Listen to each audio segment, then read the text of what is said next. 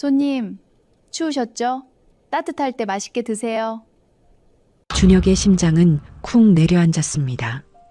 2년 전 다른 남자와 바람나서 쫓겨난 아내가 지금 시골 국밥집에서 아이를 등에 업고 장사를 하고 있었어요. 당신이 여기서 왜 이러고 있어? 네? 사람 잘못 보신 것 같아요. 그런데 이 여자가 나를 못 알아봅니다.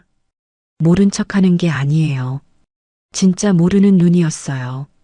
도대체 이 여자에게 무슨 일이 있었던 걸까요? 그리고 등에 업힌 저 아이는 누구의 아이일까요? 오늘의 사연을 시작하기 전에 구독과 좋아요 꾹 눌러주세요. 어느 곳에서 시청하고 계신지도 댓글 남겨주시면 채널 운영에 큰 도움이 됩니다. 그럼 오늘의 사연 시작하겠습니다. 그해 겨울은 유독 매서웠습니다. 이준혁 대표는 지방 현장 점검을 마치고 서울로 올라가는 길이었는데 하필 그날따라 폭설이 쏟아져서 고속도로가 통제되는 바람에 내비게이션이 시골 국도로 우회하라고 안내했어요. 좁은 국도를 달리는데 눈발이 점점 거세지더니 앞이 잘 보이지 않을 정도가 됐습니다. 운전기사가 조심스럽게 입을 열었어요. 대표님, 눈이 너무 심합니다. 잠깐 어디서 쉬었다 가시죠. 준혁이 고개를 끄덕이자 차가 속도를 줄이며 국도변 작은 마을로 접어들었습니다. 허름한 건물 서너 채가 옹기종기 모여 있었고 그 끝자락에 낡은 간판 하나가 눈 속에 반쯤 묻혀 있었는데 말잔의 소머리 국밥이라는 글씨가 희미하게 보였어요. 간판은 낡았지만 창문 너머로 따뜻한 불빛이 새어나오고 있었습니다. 준혁이 차에서 내리자 어깨 위로 눈이 소복이 쌓였어요. 국밥집 문을 여는 순간 뜨거운 김이 얼굴을 휘감았고 국밥 끓는 냄새와 파 써는 냄새가 뒤섞여 코끝을 간지럽혔습니다. 탁자 4개가 겨우 들어찬 작은 공간에 벽면을 따라 오래된 메뉴판이 걸려 있었고 손님은 아무도 없었어요. 주방 쪽에서 그릇 부딪히는 소리가 나더니 비닐 커튼이 젖혀지며 여자 한 명이 나왔습니다. 등에 아이를 업고 있었어요. 낡은 앞치마를 두르고 갈라진 손으로 행주를 쥔 채 고개를 들며 말했습니다. 어서 오세요, 손님. 밖에 눈 많이 오죠? 국밥 금방 해드릴게요. 준혁의 발걸음이 딱 멈췄습니다. 심장이 쿵 하고 가라앉는 것 같았어요. 그 목소리, 잊으려고 했는데 잊혀지지 않던 바로 그 목소리였습니다. 여자의 얼굴을 봤어요. 수척했습니다. 광대뼈가 도드라져 보였고 눈 밑에 그늘이 짙게 내려앉아 있었는데 2년이라는 시간이 이 사람을 완전히 다른 사람처럼 바꿔놓은 것 같았어요. 하지만 틀림없었습니다. 2년 전 다른 남자와 바람이 나서 집을 나간 전처 박소연이었어요. 준혁의 머릿속이 순식간에 뒤집혔습니다. 해외로 도망갔다고 들었어요. 불륜상대 남자와 함께 회사 돈을 들고 떠났다고 새어머니한테 전해 들었습니다. 그런데 왜 시골 국밥집에서 아이를 업고 일하고 있는 거야?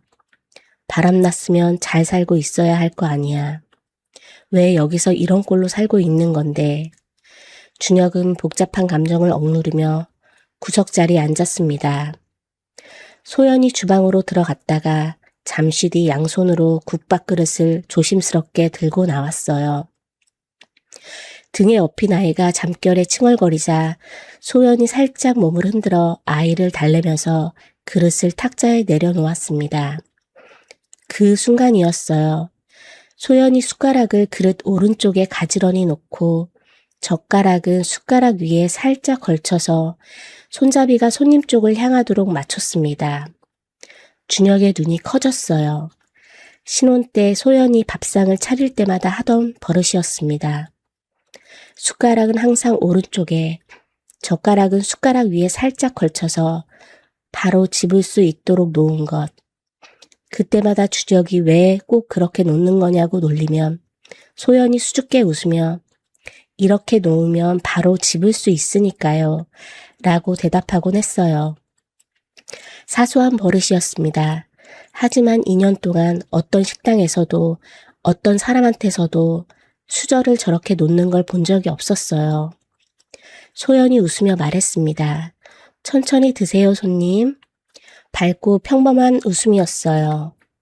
낯선 손님한테 건네는 아무 감정 없는 미소. 준혁을 전혀 모르는 사람의 눈이었습니다. 준혁은 속으로 생각했어요. 모르는 척 하는 건가? 2년 동안 숨어 살면서 이제 와서 모르는 척 하는 거야? 하지만 이상했습니다. 소연의 눈에는 연기하는 기색이 전혀 없었어요. 경계도 당황도 두려움도 없었습니다. 마치 태어나서 처음 보는 사람을 대하듯 자연스러운 눈빛이었어요. 준혁은 국밥을 몇 숟갈 떠먹다가 숟가락을 내려놓았습니다. 목구멍으로 넘어가질 않았어요. 일어서려는데 등에 업힌 아이와 눈이 마주쳤습니다. 아이가 준혁을 보며 까르르 웃었어요.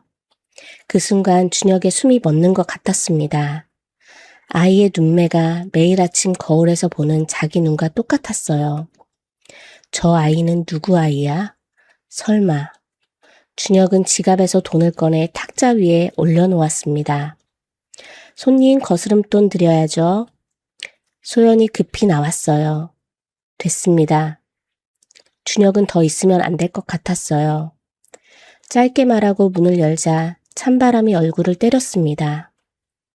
차에 올라타고 문을 닫았는데 눈 내리는 국밥집 창문 너머로 소연이 보였어요. 그릇을 치우고 있었습니다. 아이를 업은 채 주방으로 들어가는 뒷모습이 보였는데 왼쪽 다리를 살짝 끌고 있었어요. 절뚝이는 걸음이었습니다. 전에는 없던 걸음이었어요. 바람나서 나갔으면 잘 살고 있어야지 왜 여기서 이러고 살아. 저 다리는 뭐야? 수저는 왜 그렇게 놓는 거야? 그리고 저 아이는 대체 누구야? 준혁은 눈을 감았습니다. 감았는데 눈물이 새어나왔어요. 미워해야 하는 여자인데, 배신한 여자인데, 그런데 저 모습을 보니까 가슴 안쪽이 뜯어지는 것처럼 아팠습니다. 운전기사가 아무 말 없이 기다리고 있었어요. 차 안에 침묵만 가득한 채 시간이 흘렀습니다. 그 침묵 속에서 2년 전 기억이 하나둘 떠오르기 시작했어요.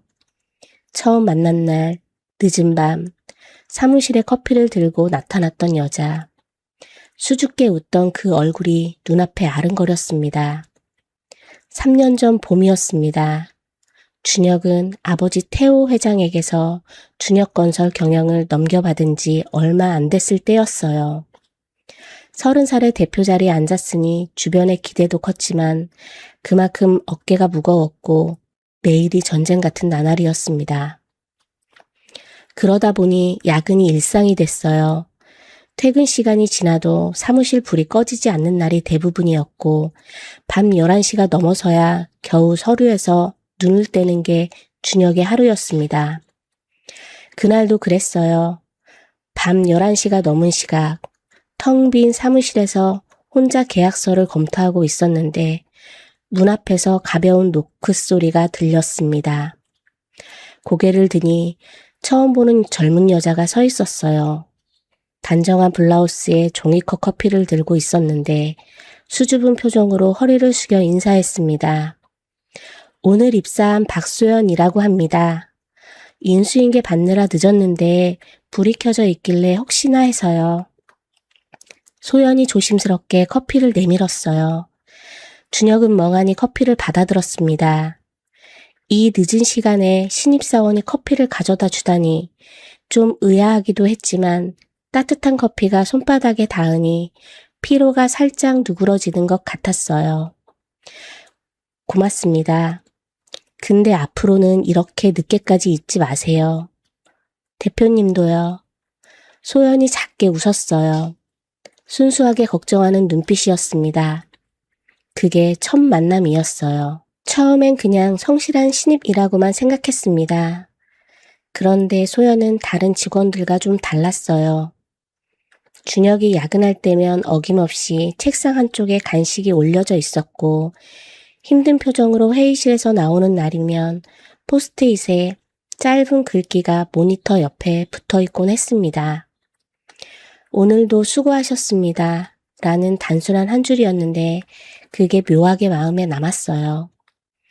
누가 시킨 것도 아니고 칭찬을 바란 것도 아닌 그냥 자연스럽게 흘러나오는 다정함이 소연이란 사람한테는 있었습니다. 어느 순간부터 준혁은 퇴근 시간이 되면 비서실 쪽을 먼저 보게 됐어요. 서류 이야기를 하다가 어느새 취미 이야기로, 가족 이야기로 번져갔고 소연이 웃을 때마다 준혁의 하루가 조금씩 가벼워지는 것 같았습니다. 어느 봄날이었어요. 준혁이 용기를 냈습니다. 소연 씨, 주말에 시간 있어요? 소연의 볼이 살짝 붉어지더니 고개를 끄덕였어요. 첫 데이트는 소연이 골랐습니다. 준혁은 당연히 레스토랑이나 카페를 생각했는데 소연이 데려간 곳은 재래시장이었어요.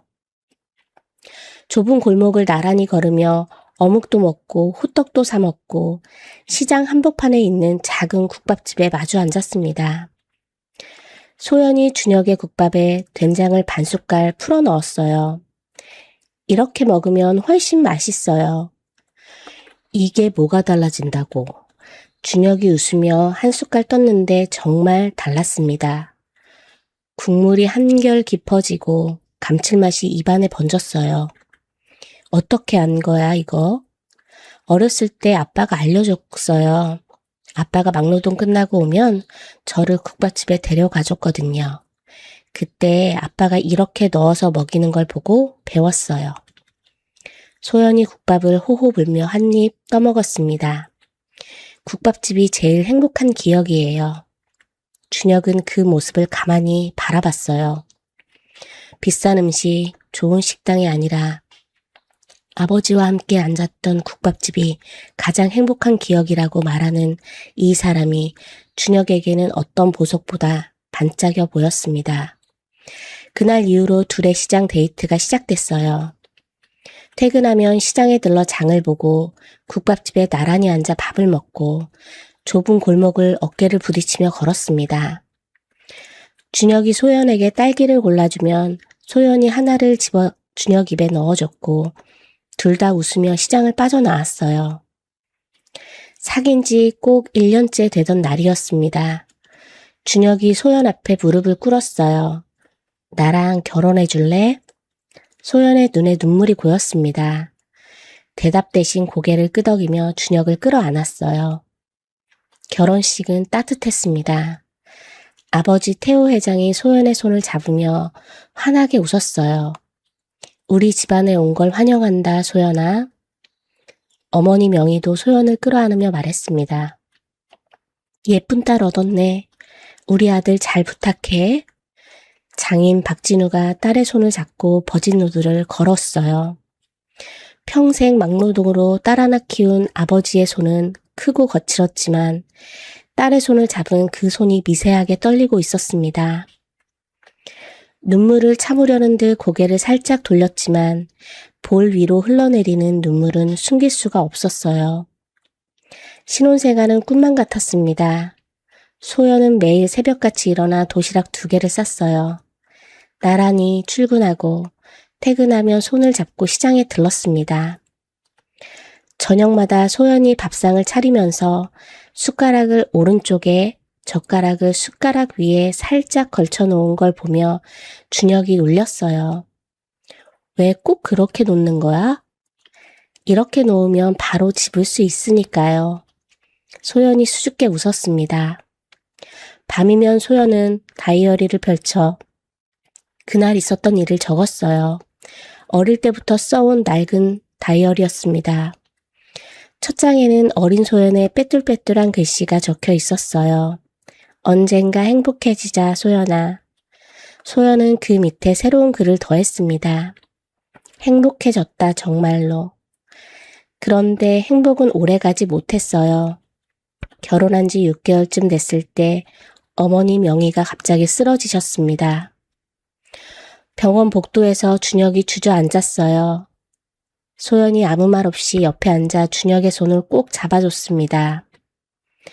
한참을 그렇게 앉아있다가 준혁이 겨우 입을 열었어요. 어머니가 좀 나으시려면 사람이 필요해. 간병인을 알아봐야 할 것 같아. 며칠 뒤 간병인이 왔습니다. 차미선이라는 여자였어요. 50대 초반이었지만 외모는 훨씬 젊어 보였고 말솜씨가 좋아서 명희의 마음을 금세 사로잡았습니다. 가족 모두 안심했어요. 하지만 소연만 미선에게서 뭔가 이상한 기운을 느꼈습니다. 미선이 병실에서 나와 복도 모퉁이에서 전화할 때의 목소리가 병실 안에서의 다정한 목소리와 전혀 달랐거든요. 낮고 차가운 톤이었어요. 전화를 끊자마자 화난 표정으로 돌아서는 미선의 뒷모습을 보며 소연의 등줄기가 서늘해졌습니다. 그날 밤 소연은 다이어리에 적었어요. 간병인 미선 씨, 뭔가 이상하다. 사람들 앞이랑 혼자 있을 때 얼굴이 너무 다르다. 소연은 이때까지만 해도 그 직감이 자기 인생을 송두리째 뒤집어 놓을 거라고는 상상도 하지 못했습니다. 미선이 들어온 뒤로 명희의 방실은 눈에 띄게 달라졌습니다.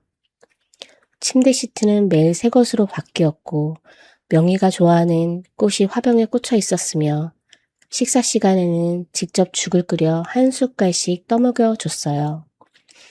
태호 회장이 병문안을 올 때마다 미선은 밝은 얼굴로 인사하며 명희의 상태를 꼼꼼하게 보고했습니다. 오늘은 식사도 잘 하셨고 산책도 짧게 다녀왔어요. 많이 좋아지고 계세요, 회장님. 태호가 안도하며 고개를 끄덕이면 미선은 따뜻하게 웃어 보였어요. 누가 봐도 헌신적인 간병인이었습니다. 그런데 소연은 자꾸 걸리는 게 있었어요. 어느 날 오후 소연이 예정보다 일찍 병실에 도착한 적이 있었습니다. 문이 열렸는데 안에서 미선의 목소리가 들렸어요. 낮고 차가운 톤이었습니다. 약은 내가 알아서 조절하고 있으니까 걱정 마. 소연이 멈칫했어요. 누구랑 통화하는 건지 무슨 약을 조절한다는 건지 알 수가 없었지만 그 목소리 톤이 평소 미선과는 전혀 다른 사람 같았습니다. 소연이 문을 열자 미선이 화들짝 놀라며 전화를 끊었어요. 그리고 순식간에 밝은 표정으로 돌아왔습니다. 어머, 소연씨, 일찍 왔네? 어머님 방금 주무셨어. 미선이 웃었지만 소연은 방금 전 그 차가운 목소리가 귓가에서 떠나질 않았어요. 그날 밤 소연이 준혁에게 조심스럽게 말했습니다. 여보, 미선 씨가 전화하는 거 들었는데 뭔가 이상했어. 약을 조절한다고 하더라고. 어머니 약? 이야기 아닐까? 간병인이니까 약 관리도 하는 거지. 그게 아니라 톤이 완전히 달랐어. 사람들 앞에서의 목소리랑. 소연아, 내가 요즘 어머니 걱정에 예민해진 것 같아. 미선 씨 잘하고 있잖아. 준혁은 대수롭지 않게 넘겼습니다. 소연은 더 말하지 못했어요. 확실한 게 아무것도 없었으니까요. 그로부터 열흘쯤 지나서 명희의 상태가 갑자기 나빠지기 시작했습니다. 전날까지만 해도 죽을 먹고 산책도 다녀왔는데 하룻밤 사이에 의식이 흐려지고 혈압이 떨어졌어요. 의사가 고개를 갸웃거렸습니다. 이상합니다. 투약 경과로 보면 이 정도로 급격히 나빠질 상황이 아닌데. 준혁이 의사에게 매달렸지만 명희는 그로부터 사흘 뒤 새벽에 눈을 감으셨습니다. 병실에 울음소리가 가득 찼어요. 준혁이 어머니의 손을 잡고 고개를 떨군 채 한마디도 하지 못했고 태호 회장은 의자에 주저앉아 멍하니 벽만 바라봤습니다. 소연이 준혁의 등을 쓸어주며 옆을 지켰어요. 그런데 소연의 눈에 이상한 장면이 들어왔습니다. 장례 준비를 하느라 모두가 정신없는 틈에 미선이 병실 서랍에서 뭔가를 꺼내 자기 가방에 넣는 모습이었어요. 작은 약병 같았습니다. 소연이 다가가려는 순간 미선이 고개를 돌렸어요. 두 사람의 눈이 마주쳤습니다. 미선이 웃었어요. 슬프지? 어머님이 편히 가셨으니 그나마 다행이야. 웃고 있었지만 눈은 전혀 웃고 있지 않았습니다. 소연의 등줄기가 차갑게 식었어요. 장례가 끝나고 49제가 치러졌습니다. 가족들이 슬픔에 잠겨있는 동안 미선은 태호 회장 곁을 떠나지 않았어요. 식사를 챙기고 약을 건네고 산책을 함께하며 태호의 빈자리를 조용히 채워나갔습니다. 그리고 49제가 끝난 직후 태호 회장이 가족을 모아놓고 말했어요. 미선 씨와 재혼하기로 했다. 준혁이 벌떡 일어났습니다. 아버지, 어머니 49제가 이제 막 끝났잖아요. 이게 무슨 말씀이세요? 미선 씨가 내 어머니를 마지막까지 헌신적으로 돌봐줬어. 그 고마움을 갚고 싶다. 고마움을 갚는 거랑 재혼은 다르잖아요. 준혁이 목소리를 높였지만 태호의 눈빛은 이미 굳어 있었어요. 소연은 옆에서 태호의 표정을 보며 이상하다고 느꼈습니다. 시아버지는 원래 이런 분이 아니었어요. 신중하고 깊이 생각하는 분이었는데 요즘 들어 판단이 빨라졌다기보다는 뭔가에 홀린 것처럼 보였습니다. 결국 태호의 뜻대로 재혼이 이루어졌어요. 미선이 이 집안의 안주인이 됐습니다. 달라진 건 그날부터였어요. 첫 가족 저녁 식사 자리에서 소연이 정성껏 차린 밥상을 미선이 한번 훑어봤습니다. 젓가락으로 반찬을 하나 집어 입에 넣더니 천천히 내려놓으며 말했어요. 시어머니 살아계실 때는 이런 반찬은 올리지도 않았을 텐데. 뭐 배운 적이 없으니 모르는 거겠지. 조용했지만 칼날 같은 한마디였습니다. 준혁이 숟가락을 탁 내려놓았어요. 어머니, 지금 무슨 말씀을 하시는 겁니까? 미선이 손을 내저으며 능글맞게 웃었습니다. 아이고, 농담이야, 농담. 왜 이렇게 예민해? 웃고 있었지만 소연을 바라보는 눈빛은 차갑게 가라앉아 있었어요. 소연은 밥 한 술 넘기지 못하고 고개를 숙인 채 앉아 있었습니다. 가시방석이 따로 없었어요.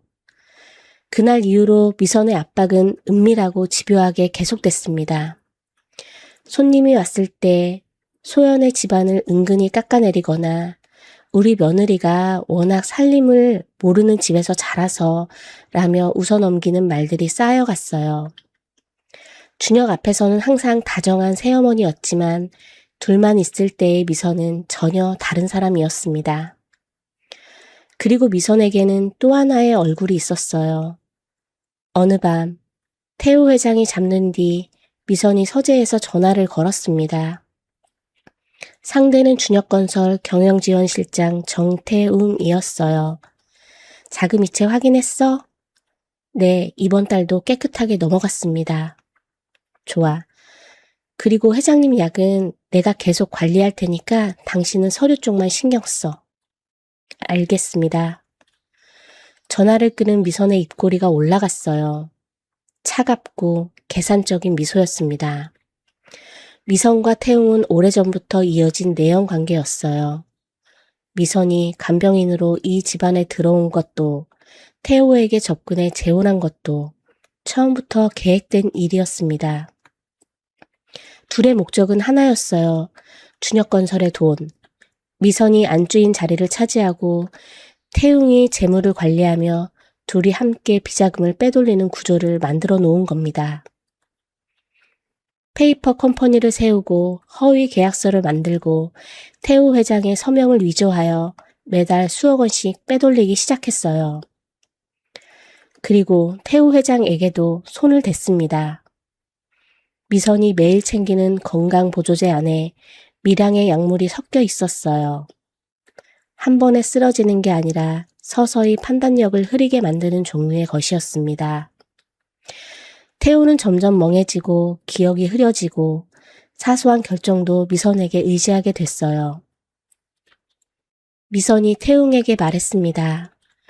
회장은 내가 관리할 테니까 당신은 회사 돈에만 집중해. 며느리만 신경 안 쓰면 우리 앞에 막을 사람은 없어.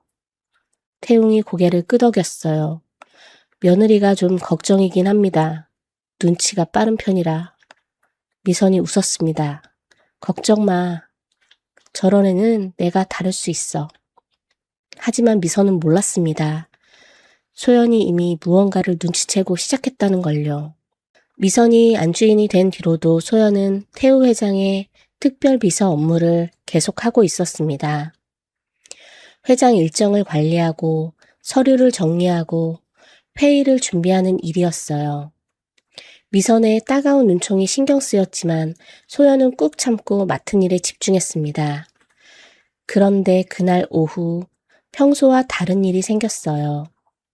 내부 감사 자료를 정리하라는 지시가 내려온 겁니다. 소연은 회장실 캐비닛에서 서류 더미를 꺼내 한 장 한 장 넘기기 시작했어요. 계약서, 세금 관련 문서, 법인카드 사용 내역까지 수북하게 쌓인 서류들이었습니다. 처음에는 별다를 게 없었어요. 그런데 법인카드 사용 내역을 정리하다가 소연의 손이 멈췄습니다. 출처를 알 수 없는 금액들이 매달 빠져나가고 있었어요. 3억, 5억, 어떤 달은 10억이 넘는 돈이 한 번도 들어본 적 없는 회사 이름으로 이체되어 있었습니다. 소연의 눈이 가늘어졌어요. 혹시나 싶어 인터넷으로 그 회사들을 검색해 봤지만 홈페이지도 없고 주소도 확인되지 않은 곳들이었습니다. 실체가 없는 페이퍼 컴퍼니였어요. 소연은 심장이 빨라지는 걸 느끼며 관련 서류를 더 찾아봤습니다. 계약서 더미가 나왔어요. 거래처 이름이 전부 처음 듣는 곳들이었고 계약 내용도 구체적이지 않았습니다. 허위 계약서라는 확신이 들었어요. 소연은 계약서 맨 아래 서명란을 봤습니다. 태우 회장의 이름이 적혀 있었어요. 그런데 뭔가 이상했습니다. 소연은 서랍에서 태우 회장이 직접 서명한 다른 서류들을 꺼내 나란히 놓고 비교해 봤어요. 시아버지의 진짜 서명은 끝 획이 위로 올라가는 습관이 있었는데 이 계약서들의 서명은 끝 획이 아래로 쳐져 있었습니다. 수십 장을 비교해 봤지만 분명히 달랐어요. 아버님 서명이 아니야. 소연의 손이 떨리기 시작했습니다.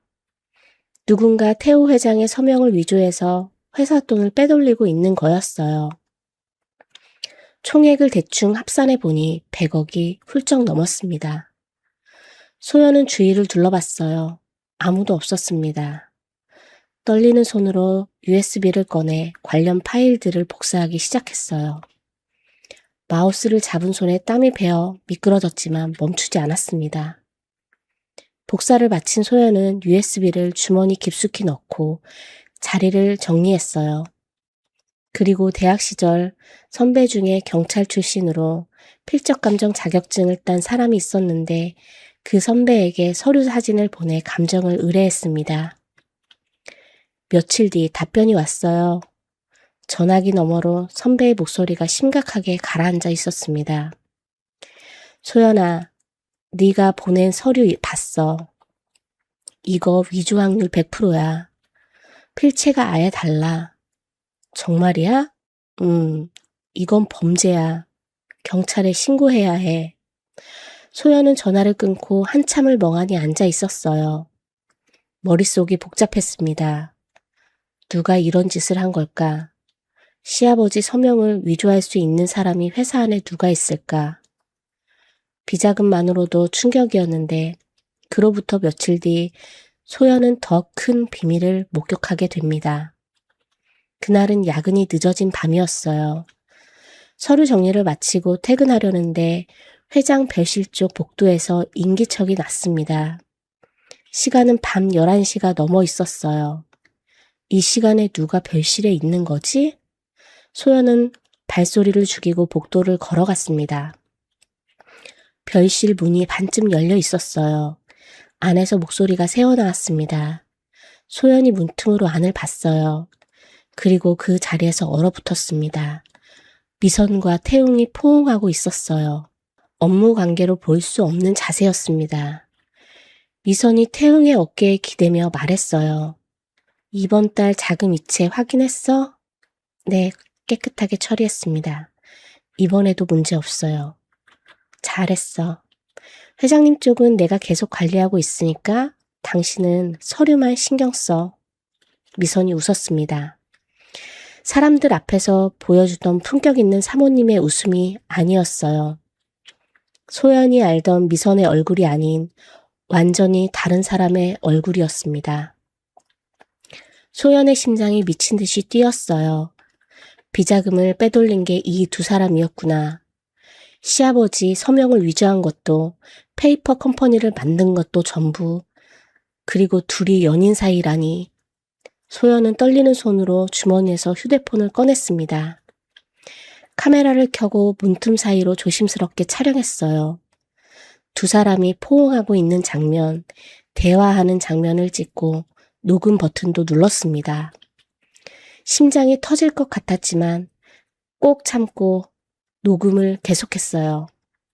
얼마나 지났을까? 별실 안에서 의자 끄는 소리가 나자 소연은 황급히 몸을 돌려 반대쪽 계단으로 내려갔습니다. 계단을 내려가는 동안 다리가 후들거려서 난간을 붙잡아야 했어요. 집에 돌아온 소연은 현관문을 닫고 한참을 벽에 기대 서 있었습니다. 숨을 고르려 했지만 가슴이 가라앉질 않았어요. 준혁이 다가와 물었습니다. 왜 그래? 얼굴이 왜 그래? 말하고 싶었습니다. 당신 새어머니가 회사 돈을 빼돌리고 있다고, 경영지원실장이랑 내연 관계라고, 지금 이 순간에도 수억 원이 빠져나가고 있다고. 여보, 혹시 어머님이 말이 목구멍까지 나왔다가 멈췄어요. 증거가 충분하지 않았습니다. USB에 담긴 자료와 녹음 파일, 사진만으론 부족했어요.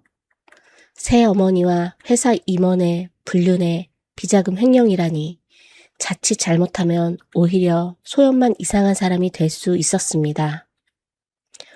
어머니가 뭐? 아니야, 아무것도 아니야. 소연이 고개를 저었어요. 준혁은 이상하다는 듯 아내를 바라봤지만 더 묻지 않았습니다. 그날 밤 소연은 침대에 누워 다이어리를 꺼냈어요. 떨리는 손으로 적었습니다. 비자금 횡령을 발견했다.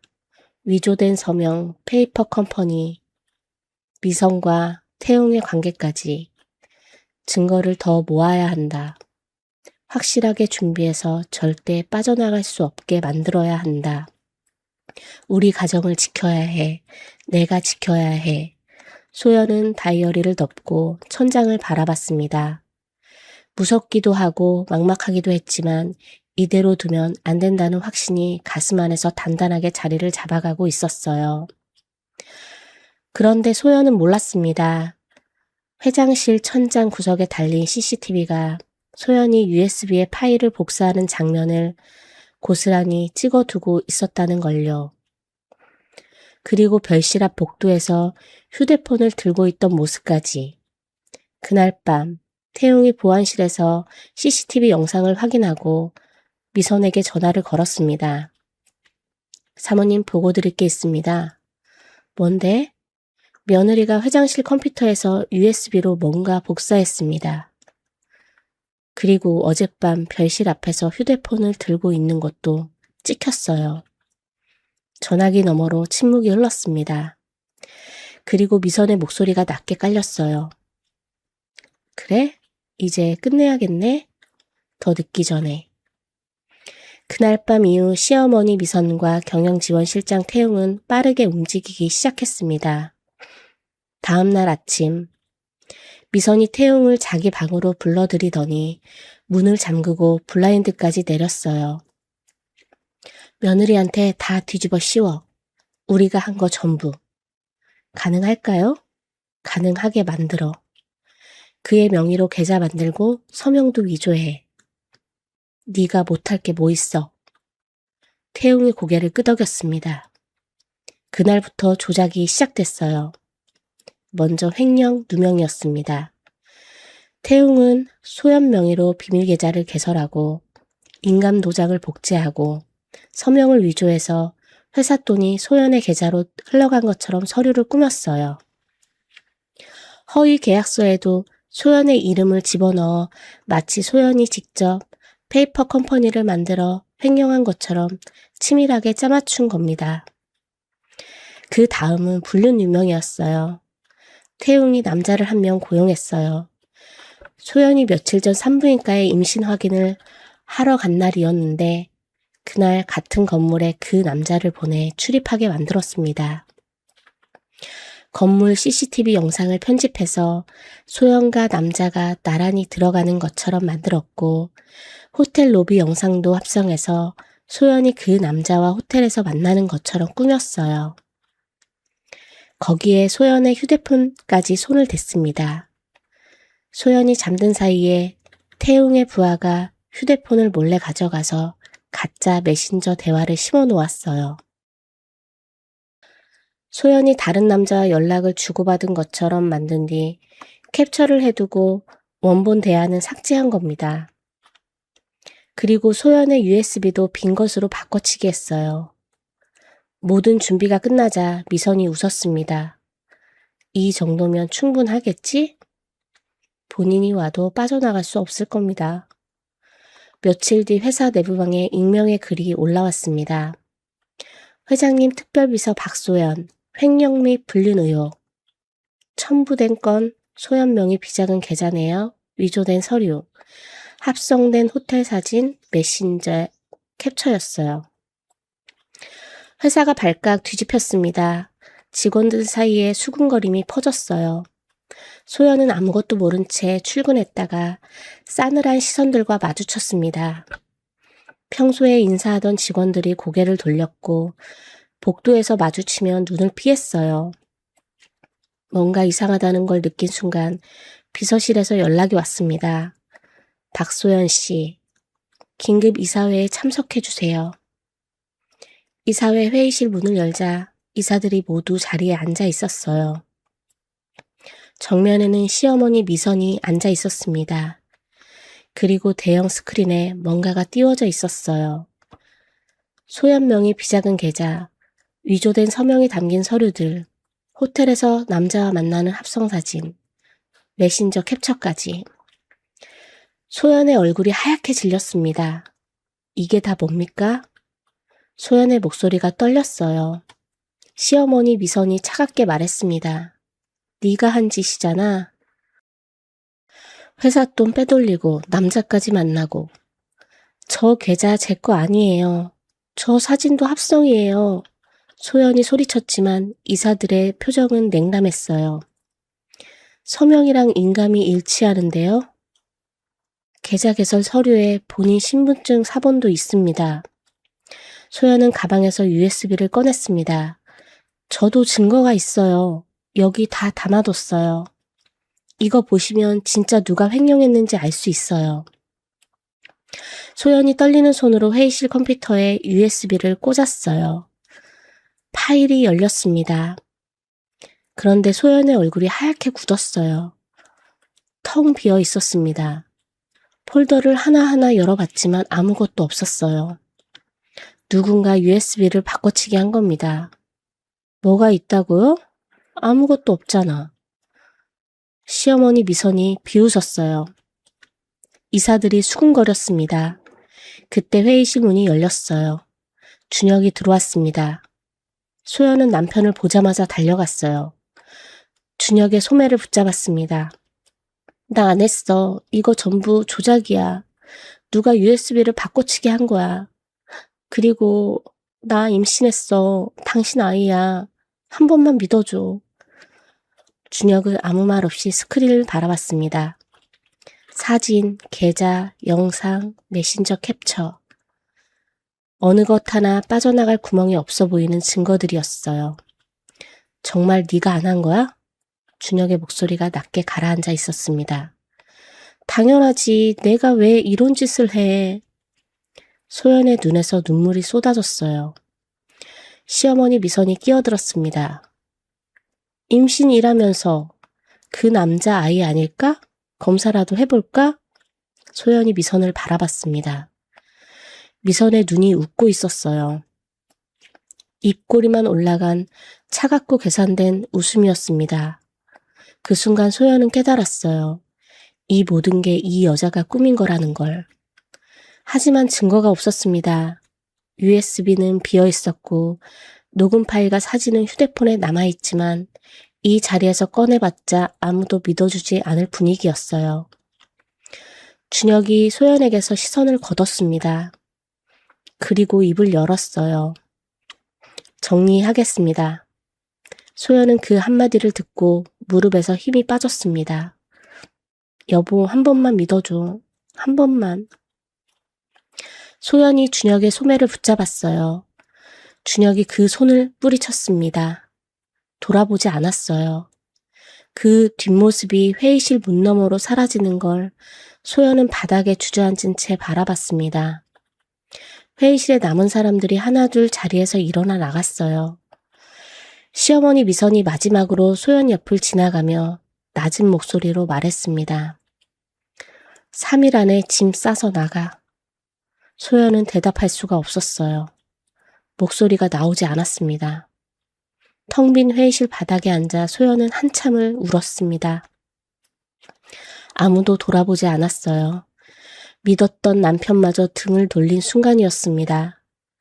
3일 일하는 시간은 잔인할 만큼 빠르게 지나갔습니다. 소연은 짐을 쌀 수가 없었어요. 싸고 싶지 않았습니다. 눈을 뜨면 남편이 웃으며 다가와서 다 오해였다고 미안하다고 말해줄 것 같았거든요. 하지만 준혁은 3일 동안 집에 들어오지 않았습니다. 전화도 받지 않았어요. 시어머니 미선은 대놓고 소연을 무시했습니다. 복도에서 마주쳐도 눈길조차 주지 않았고 가정부에게 소연의 방 앞에 빈 박스를 갖다 놓으라고 시켰어요. 마지막 날 밤이었습니다. 소연은 빈 거실에 혼자 앉아 있었어요. 불을 켜지 않았습니다. 창밖으로 빗줄기가 쏟아지고 있었고 빗소리만이 어둠 속에서 울리고 있었어요. 시어머니 미선이 현관 앞을 지나가다 말했습니다. 내일 아침까지 안 나가면 내가 알아서 처리할 거야. 발소리가 멀어졌어요. 소연은 대답하지 않았습니다. 한참을 그렇게 앉아 있다가 소연은 다이어리를 꺼냈어요. 어릴 때부터 써온 낡은 다이어리였습니다. 표지가 너덜너덜해져 있고 수백 번 열고 닫은 흔적으로 모서리가 둥글게 달아 있었어요. 소연은 마지막 페이지를 펼쳤습니다. 떨리는 손으로 볼펜을 잡았어요. 여보, 나 정말 안 했어. 그리고 우리 아기가 생겼어. 당신이 이거 볼 일은 없겠지만 그래도 적어둘게. 나는 당신밖에 없었어. 글씨가 중간부터 심하게 흔들렸습니다. 볼펜 자국이 종이를 뚫을 만큼 깊게 눌려 있었어요. 종이 위에 동그랗게 번진 자국이 여러 개 남았습니다. 소연은 다이어리를 덮고 표지 안쪽을 열었어요. 주머니에서 SD 카드를 꺼냈습니다. 며칠 전 원본 파일을 전부 복사해둔 카드였어요. 시어머니 미선과 경영지원실장 퇴근의 녹음 파일, 비자금 자료, 불륜 사진, 필적 감정 결과까지 전부 들어있었습니다. USB는 바꿔치기 당했지만 이건 소연이 혹시 몰라 따로 백업해둔 마지막 증거였어요. 소연은 SD카드를 다이어리 표지 안쪽에 테이프로 단단히 붙였습니다. 이게 마지막 희망이야. 가방에는 옷 몇 벌과 이 다이어리밖에 넣지 않았어요. 그게 전부였습니다. 현관문을 나서는 순간 몸이 휘청거렸어요. 속이 메스껍고 아랫배가 묵직하게 눌리는 느낌이 들었습니다. 스트레스 때문이라고 생각했어요. 밖으로 나서자 빗줄기가 얼굴을 때렸습니다. 우산도 없었어요. 소연은 비를 맞으며 걸었습니다. 아버지에게 전화를 걸었어요. 아빠, 나야. 나 지금 가고 있어. 전화 너머로 아버지 진우의 다급한 목소리가 들렸습니다. 이 밤에 무슨 일이야? 비 오는데 어떡해? 택시 타. 아빠가 나가서 기다릴게. 금방 갈게. 소연의 목소리가 갈라졌어요. 울고 싶었지만 참았습니다. 아버지 목소리를 들으니까 참아왔던 것들이 한꺼번에 올라오려 했지만 전화기 너머로 울음을 들려주고 싶지 않았어요. 전화를 끊고 소연은 국도를 걸었습니다. 큰 도로로 나가야 택시를 잡을 수 있었어요. 빗길이 미끄러웠습니다. 가방을 두 손으로 껴안고 조심조심 걸었어요. 그때였습니다. 뒤에서 차 한 대가 다가오는 소리가 들렸어요. 헤드라이트 불빛이 소연의 등 뒤로 점점 가까워졌습니다. 차가 소연 옆을 멈추더니 남자 2명이 내렸어요. 가방 놔두고 가. 소연이 몸을 돌렸습니다. 어둠 속에서 남자들의 얼굴은 보이지 않았지만 목소리가 낮고 거칠었어요. 소연이 본능적으로 가방을 더 꽉 껴안았습니다. 이 안에 증거가 있었어요. 다이어리 안에 SD카드가 있었어요. 이걸 뺏기면 모든 게 끝이었습니다. 싫어요. 소연이 몸을 돌려 뛰기 시작했습니다. 심장이 미친 듯이 뛰었어요. 빗길이 미끄러워 발이 자꾸 헛디뎠지만 멈출 수 없었습니다. 뒤에서 쫓아오는 발소리가 점점 가까워졌어요. 소연은 국도 쪽으로 뛰었습니다. 큰 길로 나가면 지나가는 차가 있을 거라고 생각했어요. 국도로 뛰어나오는 순간이었습니다. 맞은편에서 달려오던 트럭의 전조등이 눈을 삼켰어요. 경적 소리가 빗소리를 찢으며 울렸지만 이미 늦었습니다. 소연의 몸이 공중으로 떠올랐다가 아스팔트 위로 내려 찍었어요. 머리를 세게 부딪혔습니다. 눈앞이 하얗게 번쩍이더니 어둠이 밀려왔어요. 의식이 사라지는 마지막 순간까지 소연은 가방끈을 놓지 않았습니다. 괴한 2명이 쓰러진 소연 옆에 섰어요. 한 명이 몸을 숙여 소연의 손에서 가방을 뺐습니다. 지퍼를 열어봤어요. 옷가지 몇 벌, 지갑, 낡은 공책 1권. 뭐야? 쓸만한 거 없잖아. 됐어, 가자. 저 상태면 움직이지 못할 거야. 남자들은 가방을 도로변에 내동댕이 치고 차에 올라 사라졌습니다.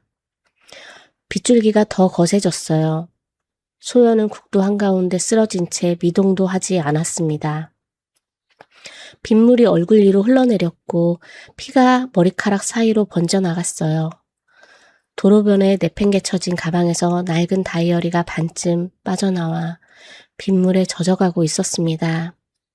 그 다이어리 표지 안쪽에 테이프로 붙여있는 SD카드를 괴한들은 끝내 발견하지 못했어요. 얼마나 시간이 흘렀을까요? 새벽이었습니다. 비가 조금 잦아든 국도 위로 트럭 한 대가 달려오고 있었어요. 말잔의 소머리 국밥의 말자 할머니가 새벽장을 보러 가는 길이었습니다. 할머니가 헤드라이트 불빛에 비친 뭔가를 보고 급히 브레이크를 밟았어요. 국도 위에 사람이 쓰러져 있었습니다. 할머니가 차에서 뛰어내려 달려갔어요. 피투성이 여자였습니다. 숨은 붙어 있었지만 얼굴이 창백했고 온몸이 비에 젖어 차갑게 식어가고 있었어요. 그리고 배가 살짝 나와 있었습니다. 할머니는 떨리는 손으로 휴대폰을 꺼내 119에 전화했습니다. 여보세요? 국도에 사람이 쓰러져 있어요. 피가 많이 났어요. 빨리 와주세요. 할머니는 전화를 끊고 자기 외투를 벗어 소연의 몸 위에 덮어줬어요. 비가 다시 거세지기 시작했습니다. 할머니는 소연의 차가운 손을 잡고 앰뷸런스가 올 때까지 곁을 떠나지 않았습니다. 도로변에 내팽개쳐진 가방은 할머니가 주워서 함께 가져갔어요. 소연이 눈을 떴을 때 가장 먼저 보인 건 하얀 천장이었고 어디선가 기계 소리가 규칙적으로 울리고 있었습니다. 코에 뭔가 꽂혀있는 느낌이 나서 고개를 돌리자 낯선 노인이 침대 옆에 앉아 소연의 손을 잡고 있었어요. 말자 할머니였습니다. 여기가 어디예요? 저는 누구예요? 소연의 갈라진 목소리에 할머니가 화들짝 놀라며 얼굴을 들여다봤어요. 아가, 정실이 들었구나.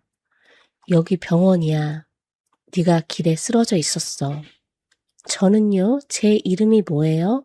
왜 여기 있는 거예요?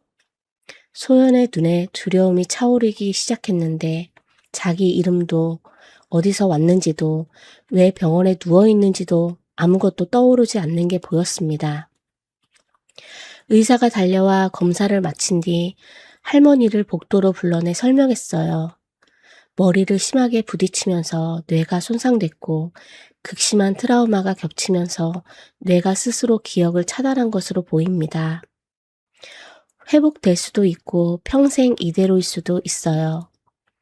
의사가 잠시 멈췄다가 조심스럽게 덧붙였습니다. 그리고 보호자분, 이 환자분 임신 중이세요.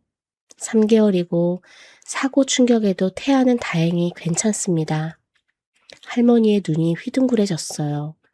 국도에서 피투성이로 쓰러져 있던 이 젊은 여자가 임신까지 한 상태였다니. 할머니는 병실로 돌아와 잠든 소연의 얼굴을 한참 들여다봤습니다. 할머니가 소연의 옷 안주머니를 뒤져봤는데 신분증은 없었고 대신 접힌 종이 한 장이 나왔어요. 세탁소 영수증이었는데 거기에 박소연이라는 이름이 적혀 있었습니다. 할머니는 그 이름을 한참 들여다봤지만 쓰지 않기로 했어요. 한밤중 국도에 피투성이로 쓰러져 있었고 임신한 몸이었으니 누군가에게 쫓기다 이렇게 된 게 분명했고 본명을 쓰면 위험할 수 있다는 직감이 들었습니다. 다음 날 소연이 깨어나자 할머니가 손을 잡으며 말했어요. 네 이름은 김지은이야. 교통사고를 당해서 기억이 없는 거야. 내가 지나가다 발견해서 병원에 데려왔어. 아무것도 기억나지 않으니 할머니의 말을 믿을 수밖에 없었고 지은이라는 이름이 자기 이름이 됐습니다.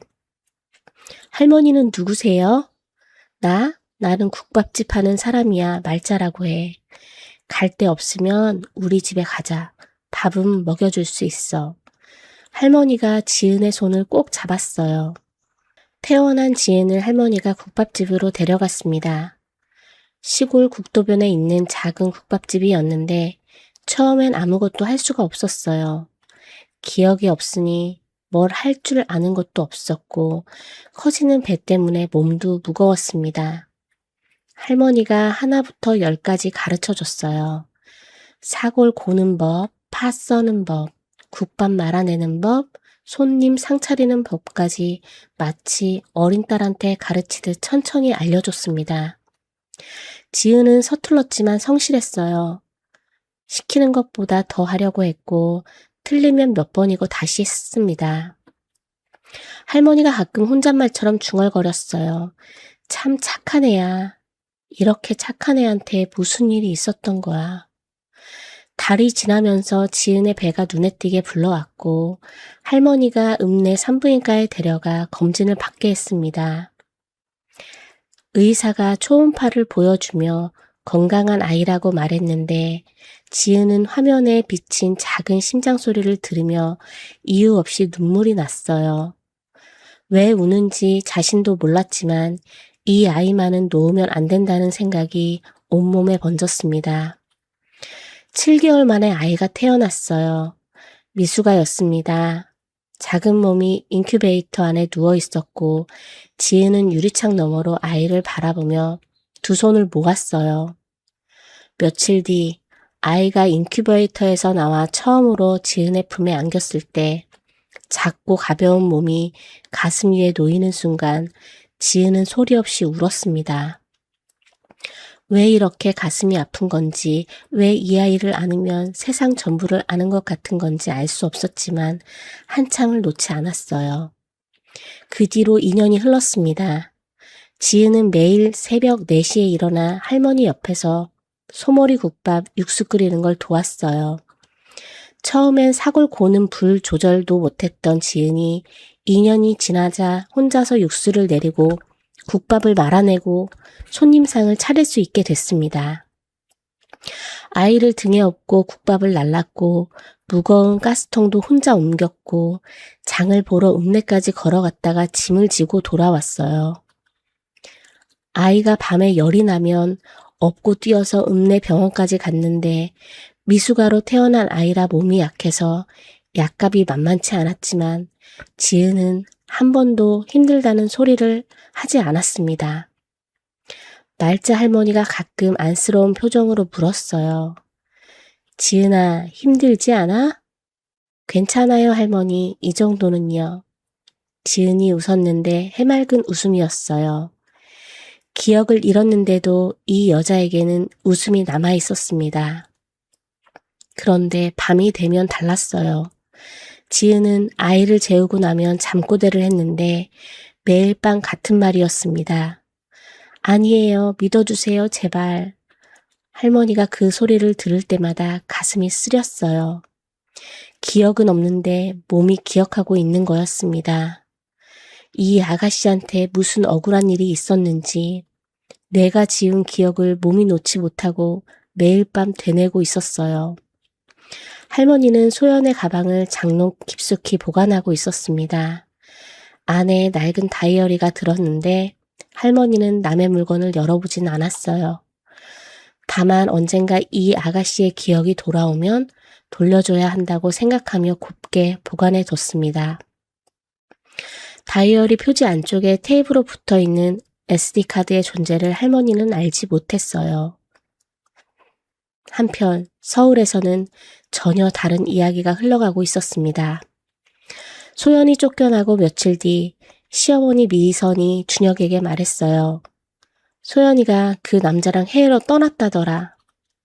돈 빼돌린 것도 모자라서 아예 도망친 거야. 준혁은 아무 말 없이 서재로 들어가 문을 닫았고 그날 밤 한숨도 자지 못했습니다. 분노와 배신감, 그 밑에 깔린 이름, 붙일 수 없는 감정이 뒤엉켜 잠을 허락하지 않았어요. 며칠이 지나고 몇 주가 지나고 몇 달이 흘러도 준혁은 재혼하지 않았습니다. 소연의 흔적을 전부 치웠어요. 옷도 화장품도 신발도 전부 버렸습니다. 하지만 서재 서랍 맨 안쪽에 소연의 사진 한 장만은 치우지 못했어요. 가끔 새벽에 잠이 깨면 서랍을 열어 사진을 꺼내서 웃고 있는 소연의 얼굴을 한참 들여다보다가 다시 서랍에 넣고 닫았습니다. 그걸 반복했어요. 미워하면서도 잊지 못하는 거였습니다. 같은 시간 소연의 아버지 진우는 전혀 다른 지옥을 살고 있었어요. 그날 밤 딸에게서 전화를 받았습니다. 아빠 나야, 나 지금 가고 있어. 진우는 현관문을 열어놓고 마당에 나가 기다렸는데 비가 쏟아지는 밤에 딸이 올 때까지 기다리겠다고 우산도 쓰지 않고 서 있었습니다. 하지만 딸은 오지 않았어요. 1시간이 지나고 2시간이 지나고 새벽이 되도록 오지 않았습니다. 전화를 걸어도 받지 않았어요. 진우는 경찰에 신고했지만 돌아온 대답은 성인 가출로 분류된다는 말뿐이었습니다. 진우는 그날 이후 2년을 딸을 찾아다녔어요. 전국 경찰서를 돌며 실종 신고를 넣었고 전단지를 만들어 붙였고 아는 사람이란 사람에게 전부 연락을 돌렸습니다. 하지만 딸의 흔적은 어디에도 없었어요. 평생 막노동으로 혹사시킨 몸이 딸을 찾아다니면서 더 빠르게 무너지고 있었는데 기침이 잦아지고 숨이 가빠지고 체중이 줄었지만 병원에 갈 시간도 돈도 없었습니다. 딸을 찾는 게 먼저였으니까요. 집으로 간다고 전화한 딸이 2년째 오지 않고 있습니다. 진우는 매일 밤 현관문을 열어놓고 잠이 들었어요. 혹시 딸이 올까봐. 서울로 돌아온 뒤에도 준혁의 머릿속에는 그 국밥집이 지워지질 않았습니다. 회의 중에 갑자기 숟가락을 오른쪽에 가지런히 놓던 손이 떠올랐고 서류를 보다가 아이를 업고 쩔뚝거리며 주방으로 들어가던 뒷모습이 눈앞을 가렸어요. 사흘을 버텼습니다. 안 가려고 했어요. 바람난 전처한테 미련이 남아서 찾아가는 꼴이 되기 싫었거든요.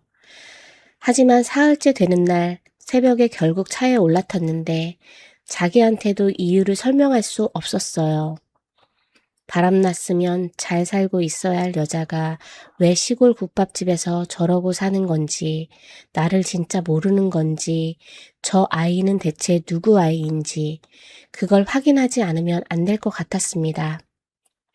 국밥집에 도착해서 며칠 전처럼 구석자리에 앉았어요. 지은이 주방에서 나와 국밥을 내려놓으며 말했습니다. 손님 또 오셨네요. 또 오셨네요. 라는 말에 준혁의 가슴이 뜨끔했는데 지은의 눈에는 이번에도 아무런 인식이 없었어요. 단골 손님이 다시 왔다는 뜻일 뿐이었습니다. 그날 이후 준혁은 이틀에 한 번꼴로 국밥집을 찾았어요. 서울에서 2시간 넘게 차를 타고 와서 국밥 한 그릇 먹고 돌아가는 게 반복됐고 운전기사는 의아했지만 묻지 않았습니다. 처음엔 확인하러 간 거였어요. 바람난 여자가 왜 저러고 사나? 진짜 나를 모르는 건가? 그게 궁금해서 간 거였습니다. 그런데 갈수록 이상했어요. 이 여자의 삶은 돈 들고 도망간 사람의 삶이 아니었습니다.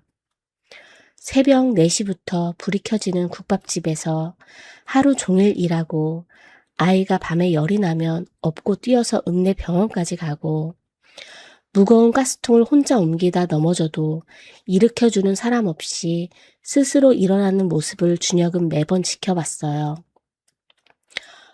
어느 날은 지은이 국밥 배달을 나가는 뒷모습을 봤는데 아이를 업고 언덕길을 올라가면서 왼쪽 다리 때문에 걸음이 자꾸 흔들렸고 중간에 멈춰서 숨을 고르더니 다시 걷기 시작했습니다. 준혁은 차 안에서 그 모습을 보다가 주먹을 꽉 쥐었어요. 달려가서 도와주고 싶었지만 갈 수 없었습니다.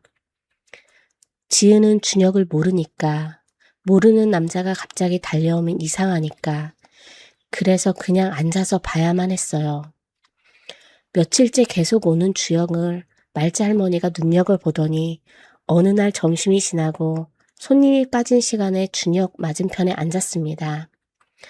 손님, 요즘 자주 오시네. 우리 국밥이 그렇게 맛있어요? 웃으며 물었지만 눈은 웃고 있지 않았어요. 이 사람이 왜 자꾸 오는지 파악하려는 눈이었습니다. 준혁이 대답을 망설이자 할머니가 먼저 말을 꺼냈어요. 우리 지은이한테 무슨 볼일이 있는 거예요? 준혁은 한참을 말없이 앉아있다가 조심스럽게 물었습니다. 그 분이 원래 여기 사시던 분인가요? 아니에요. 할머니의 목소리가 조용하게 가라앉았어요. 2년 전에 국도에서 주워왔어요. 새벽에 장 보러 가다가 도로 한가운데 쓰러져 있었는데 피투성이었어요. 임신한 몸으로 준혁의 숨이 멎는 것 같았습니다. 병원에 데려갔더니 깨어나서 아무것도 기억을 못하더라고요. 자기 이름도 어디서 왔는지도 왜 거기 쓰러져 있었는지도. 의사가 그러는데 뇌가 스스로 기억을 차단한 거래요. 너무 큰 충격을 받으면 그렇게 된다고. 할머니가 주방 쪽을 바라봤어요. 비닐 커튼 너머로 지은이 설거지하는 소리가 들리고 있었습니다. 기억 잃은 젊은 여자가 혼자 할 수 있는 게 뭐 있겠어요. 갈 데도 없고 아는 사람도 없고 그래서 여기서 같이 살자고 한 거예요. 부엌일 하나하나 가르쳐줬는데 이 아이가 참 열심이었어요. 할머니가 잠시 말을 멈췄다가 준혁의 눈을 보며 말했습니다. 근데 이상한 게 하나 있어요. 뭔데요? 저 아가씨가 밤마다 잠꼬대를 하는데 매일 같은 말이에요.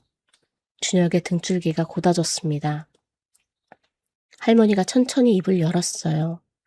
아니에요. 믿어주세요. 제발. 매일 밤 저 말을 해요. 기억은 하나도 없는데 잠만 들면 저 말이 나와요. 무슨 억울한 일을 당했는지 뇌가 지운 기억을 몸이 놓지 못하는 거요. 준혁의 얼굴에서 핏기가 빠져나갔습니다. 2년 전 이사회 회의실 바닥에서 소연이 무릎 꿇고 울며 매달렸던 순간이 머릿속에 번개처럼 쏘아졌어요. 나 안 했어. 믿어주세요. 제발. 그때 준혁은 그 손을 뿌리치고 돌아섰습니다. 돌아보지 않았어요. 그런데 소연은 2년 동안 그 말을 매일 밤 되뇌고 있었던 거였습니다. 기억은 전부 잃었는데 그 순간의 절규만은 내가 지우지 못하고 매일 밤 입 밖으로 흘러나오고 있었어요. 모른 척이 아니었습니다. 진짜 기억을 잃은 거였어요. 바람나서 도망간 게 아니었습니다. 그 밤에 무슨 일이 있었던 거였어요. 할머니가 준혁의 표정을 가만히 들여다보며 물었습니다. 손님, 혹시 우리 지은이가 누군지 알아요? 준혁은 대답하지 못했어요. 입을 열면 눈물이 터질 것 같았습니다. 준혁은 돈을 탁자에 놓고 일어나 문을 열었는데 밖으로 나서는 순간 찬바람이 얼굴을 때렸지만 그 바람보다 가슴 안쪽이 더 시렸어요. 차에 올라타고 문을 닫자 운전기사가 물었습니다. 출발할까요, 대표님? 준혁은 대답하지 못했어요. 고개를 숙인 채 두 손으로 얼굴을 감싸더니 어깨가 떨리기 시작했습니다. 차 안에 준혁의 흐느끼는 소리만 가득 찼습니다. 그날 밤 준혁은 한숨도 자지 못하고 서재에 앉아 있었습니다. 말자 할머니에게 들은 이야기가 머릿속을 빙빙 돌았어요. 2년 전 국도에서 피투성이로 쓰러져 있었다. 임신한 몸이었다. 깨어나서 아무것도 기억을 못한다. 밤마다 잠꼬대를 한다. 아니에요. 믿어주세요. 제발. 준혁은 서재의 서랍을 열었습니다. 맨 안쪽에 넣어둔 소연의 사진을 꺼내서 한참을 들여다봤어요. 사진 속 소연은 환하게 웃고 있었는데 국밥집에서 본 소연은 그 웃음에 그림자조차 남아있지 않았습니다. 바람나서 해외로 도망갔다는 말을 믿었어요. 새어머니가 그렇게 말했고 증거가 그걸 뒷받침해줬으니까요. 그런데 해외로 도망간 여자가 왜 시골, 국도에서 피투성이로 쓰러져 있었던 건지, 왜 기억을 잃어야 했는지, 그 밤에 대체 무슨 일이 있었던 건지 아무것도 설명이 되질 않았습니다. 다음 날 아침, 준혁은 대학 동기이자 변호사인 친구에게 전화를 걸었어요. 급하게 부탁할 게 있어. 2년 전 교통사고 기록을 하나 찾아줘야 해. 날짜는 소연이 쫓겨난 바로 그날이었고 장소는 말자 할머니가 말한 국도 근처였습니다. 사흘 뒤 변호사 친구에게서 연락이 왔어요. 찾았어. 2년 전 그날 밤 해당 국도에서 교통사고 기록이 하나 있는데 피해자가 신혼미상 여성이야. 임산부였고 뇌손상으로 기억상실 진단을 받았어. 준혁은 전화기를 쥔 손에 힘이 풀리는 걸 느꼈습니다. 사고 날짜가 정확히 언제야? 친구가 날짜를 읽어줬어요. 소연이 이혼 서류에 서명하고 집에서 쫓겨난 바로 그 밤이었습니다. 준혁의 머릿속에서 퍼즐 조각이 하나씩 맞춰지기 시작했어요. 소연은 해외로 도망간 게 아니었습니다. 그 밤에 집에서 쫓겨나 어디론가 가다가 사고를 당한 거였어요. 임신한 몸으로. 그리고 기억을 잃었습니다. 준혁은 친구에게 한 가지 더 부탁했어요. 소연이 아버지 박진우 씨 현재 주소 좀 찾아줘. 이틀 뒤 주소를 받아든 준혁은 직접 차를 타고 찾아갔습니다. 서울 외곽 작은 마을에 있는 낡은 원룸이었어요. 벽에 페인트가 벗겨져 있었고 현관문 앞에 화분 하나가 말라 비틀어진 채 놓여 있었습니다. 초인종을 눌렀어요. 한참 뒤에 문이 열렸습니다. 수척한 노인이 서 있었어요. 2년 전 결혼식에서 딸의 손을 잡고 버진로드를 걸으며 울먹이던 그 아버지는 온데간데 없었고 뼈만 앙상하게 남은 노인이 문틈으로 준혁을 올려다봤습니다. 진우의 눈이 준혁의 얼굴을 알아봤어요. 그리고 얼굴이 굳어지더니 문틈 사이로 보이는 손이 떨리기 시작했습니다. 자네가 왜 여기 와? 진우의 목소리가 낮게 깔렸어요. 장인어른 죄송합니다. 드릴 말씀이 있어서 장인이라고 부르지 마. 내 딸한테 뭘 했는데 이제 와서 찾아온 거야? 진우가 문을 닫으려 했어요. 준혁이 급히 말했습니다. 소연이를 찾았습니다. 진우의 손이 멈췄어요. 문을 닫으려던 힘이 풀렸습니다. 뭐라고? 소연이가 살아있습니다. 진우의 눈이 커졌어요. 입술이 떨리기 시작했습니다. 어디에 있어? 시골 국밥집에서 일하고 있습니다. 아이도 있어요. 아이? 진우의 다리에서 힘이 빠지는 게 보였어요. 문틈을 잡고 겨우 서 있었습니다. 준혁이 진우를 부축해 안으로 들어갔어요. 좁은 원룸이었는데 벽에 종이가 빼곡하게 붙어 있었습니다. 실종 전단지였어요. 소연의 사진이 인쇄된 전단지가 벽 한쪽을 가득 채우고 있었고 전국 경찰서에 넣은 실종신고 접수층이 파일에 두껍게 쌓여가고 있었습니다. 2년 동안 이 노인이 딸을 찾아다닌 흔적이 이 방 안에 고스란히 남아 있었어요. 준혁의 가슴이 먹먹해졌습니다. 진우가 낡은 의자에 앉으며 말했어요. 그날 밤에 전화가 왔었어. 준혁의 고개를 들었습니다. 우리 소연이한테서 아빠 나야, 나 지금 가고 있어. 울면서 그러더라고. 비 오는 밤에. 진우의 목소리가 떨렸어요. 마당에 나가서 기다렸어. 우산도 안 쓰고 1시간, 2시간 새벽이 다 되도록 기다렸는데 안 왔어. 진우가 고개를 떨궜습니다. 전화를 걸어도 안 받았어. 그 뒤로 2년이야. 경찰은 가출이래. 내 딸이 가출을 해? 어딜 가출을 해? 진우가 고개를 들어 준혁을 봤어요. 내가 이 꼴로 2년을 찾아다녔어. 전국을 돌아다녔어. 못 찾았어. 눈에 눈물이 고여 있었습니다. 근데 자네가 찾았다고? 준혁은 고개를 끄덕이며 말했어요. 하지만 소연이가 기억을 잃었습니다. 장인어른도 저도 모릅니다. 자기 이름조차 모르는 상태예요. 진우의 얼굴이 일그러졌어요. 기억을 잃었다고? 우리 소연이가? 2년 전 그 밤에 사고를 당했습니다. 그때 머리를 다쳐서 모든 기억을 잃었어요. 진우는 한참을 아무 말 없이 앉아 있었습니다. 주먹 쥔 손이 무릎 위에서 떨리고 있었어요. 데려가줘. 우리 딸한테 데려가줘. 준혁은 진우를 차에 태웠습니다. 2시간을 달려 국밥집에 도착한 건 저녁 무렵이었어요. 국밥집 안에 불빛이 켜져 있었고 창문 너머로 지은이 아이를 업고 탁자를 닦는 모습이 보였습니다. 진우가 차에서 내리며 그 모습을 봤어요. 다리에 힘이 풀렸습니다. 준혁이 부축하려 했지만 진우가 손을 뿌리쳤어요. 혼자 걷겠다는 듯 비틀거리며 국밥집 문을 열었습니다. 지은이 고개를 들었어요. 어서 오세요, 손님. 진우가 한 걸음 다가갔습니다. 소연아. 지은이 고개를 갸웃거렸어요. 네, 손님? 저한테 하신 말씀이세요? 소연아, 아빠야. 나 아빠야. 진우가 떨리는 목소리로 말했습니다. 지은의 표정이 당황으로 바뀌었어요. 손님, 사람 잘못 보신 것 같아요. 저는 김지은이에요. 진우의 무릎이 꺾였습니다. 국밥집 바닥에 주저앉았어요. 딸이 살아 있었습니다. 2년을 찾아 헤매던 딸이 눈앞에 있었어요. 그런데 아버지를 몰랐습니다.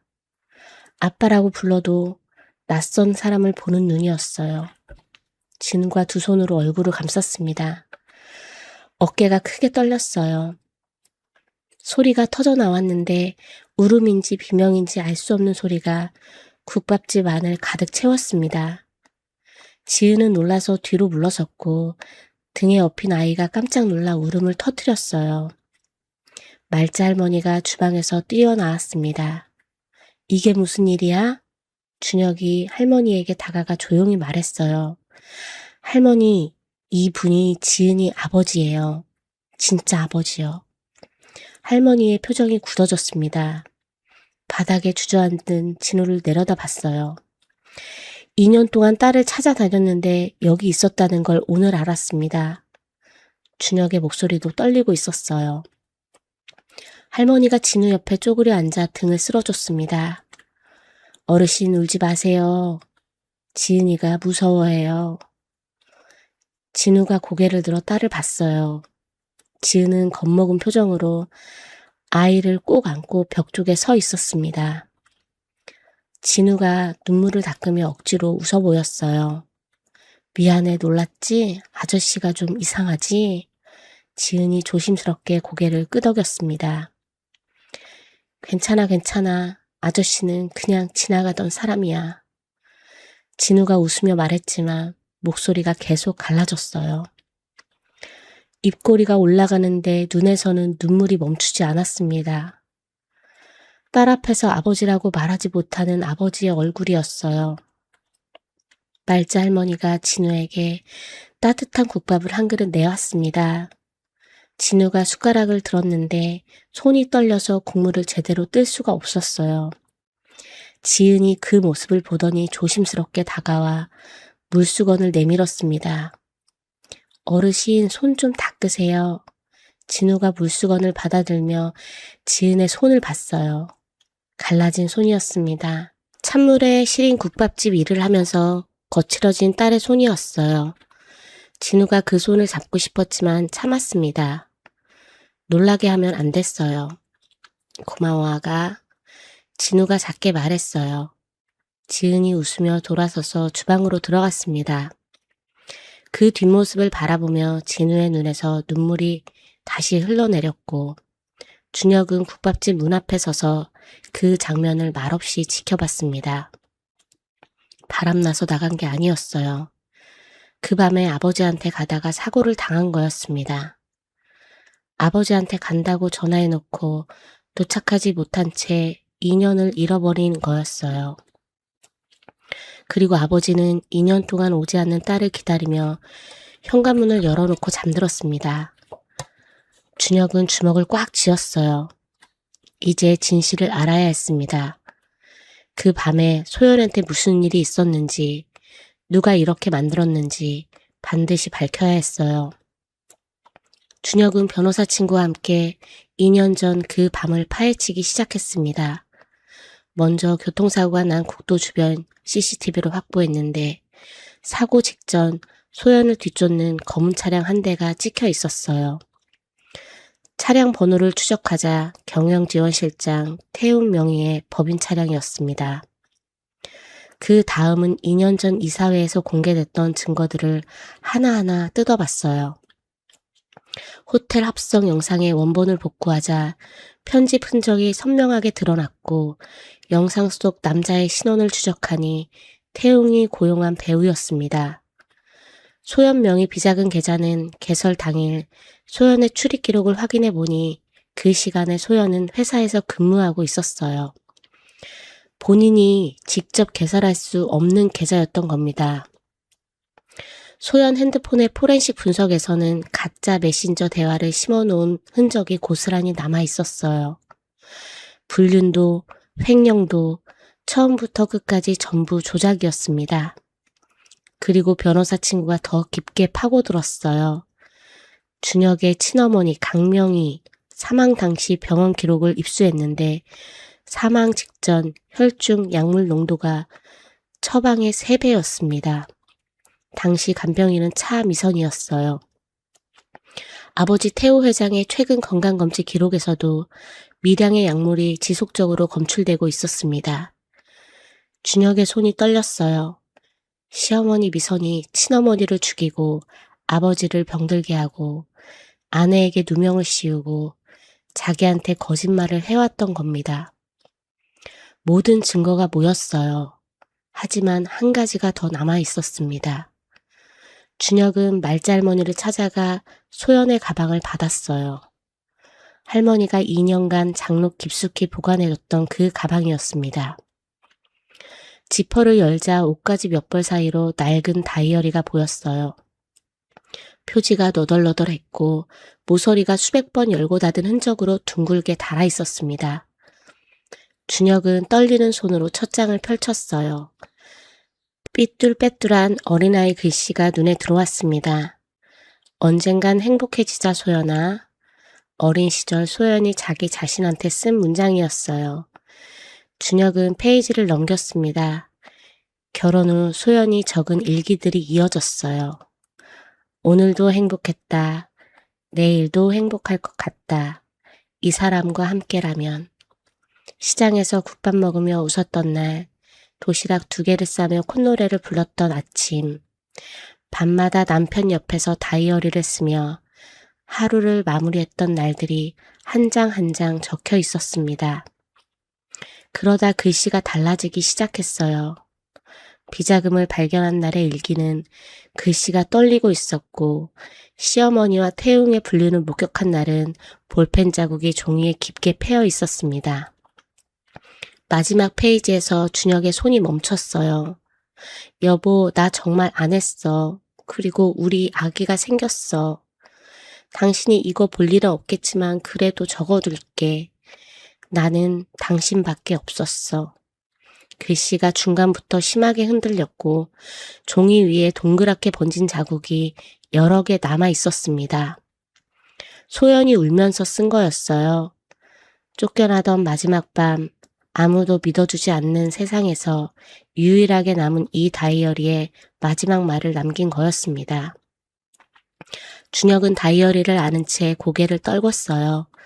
소리가 새어나오지 않게 입을 꽉 다물었지만 어깨가 크게 흔들렸습니다. 한참을 그렇게 울다가 다이어리를 내려놓으려는데 표지 안쪽에서 뭔가가 떨어졌어요. 테이프로 붙여있던 SD 카드였습니다. 준혁은 SD 카드를 집어들었어요. 노트북에 꽂아 파일을 열었습니다. 시어머니 미선과 경영지원실장, 태웅의 녹음 파일, 비자금 자료, 미선과 태웅의 불륜 사진, 필적 감정 결과가 전부 들어 있었어요. 소연이 목숨 걸고 지킨 증거였습니다. 이사회에서 USB가 비었을 때 소연의 절망이 어땠을지, 그래도 포기하지 않고 SD카드에 따로 백업해서 다이어리에 숨겨둔 소연의 마음이 어땠을지 준혁은 가슴이 찢어지는 것 같았어요. 이사회가 소집됐습니다. 준혁이 회의실에 들어서자 정면에 시어머니 미선이 앉아 있었어요. 준혁을 보더니 느긋하게 웃었습니다. 무슨 일이야? 갑자기 이사회를 소집하다니. 준혁은 대답 없이 노트북을 연결하고 대형 스크린에 화면을 띄웠어요. SD카드 속 녹음 파일이 재생됐습니다. 미선과 태웅의 목소리가 회의실에 울려 퍼졌어요. 며느리한테 다 뒤집어 씌워. 우리가 한 거 전부. 가능하게 만들어. 그의 명의로 계좌 만들고 서명도 위조해. 미선의 얼굴이 하얗게 변했습니다. 이어서 비자금 자금 흐름도, 서명 위조 감정 결과도, 미선과 태웅의 불륜 사진도 스크린에 떴어요. 마지막으로 친어머니 강명희 사망 당시 약물 과다 투여 정황과 태우 회장에 대한 약물 투여 검사 결과가 공개됐습니다. 회의실이 웅성거렸어요. 이사들의 표정이 달라졌습니다. 미선이 벌떡 일어났어요. 이건 조작이야. 다 거짓말이라고. 조작이요? 준혁이 미선을 똑바로 바라봤습니다. 2년 전에 조작한 건 어머니 쪽이지 않습니까? 제 아내한테 불륜을 씌우고 횡령을 뒤집어 씌우고 쫓아낸 것도 모자라서 괴한까지 보내서 증거를 빼앗으려 했지 않습니까? 미선의 입이 벌어졌다 닫혔어요. 그래서 제 아내가 사고를 당했습니다. 임신한 몸으로 국도에서 차에 치여서 기억을 잃었어요. 2년 동안 자기 이름도 모른 채 시골 국밥집에서 아이를 얻고 살아왔습니다. 준혁의 목소리가 떨렸지만 눈은 흔들리지 않았어요. 그리고 제 친어머니도 어머니가 죽인 거죠? 약물 과다 투여. 간병인이 어머니였지 않습니까? 미선은 더 이상 말을 하지 못했어요. 그때 회의실 문이 열리고 경찰이 들어왔습니다.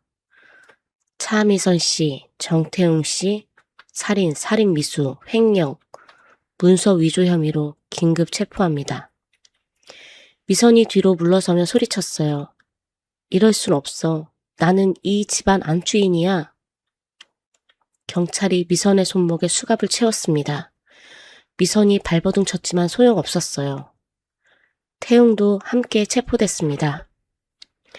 끌려나가면서 미선이 준혁을 노려봤어요. 두고 봐, 가만 안 둘 거야.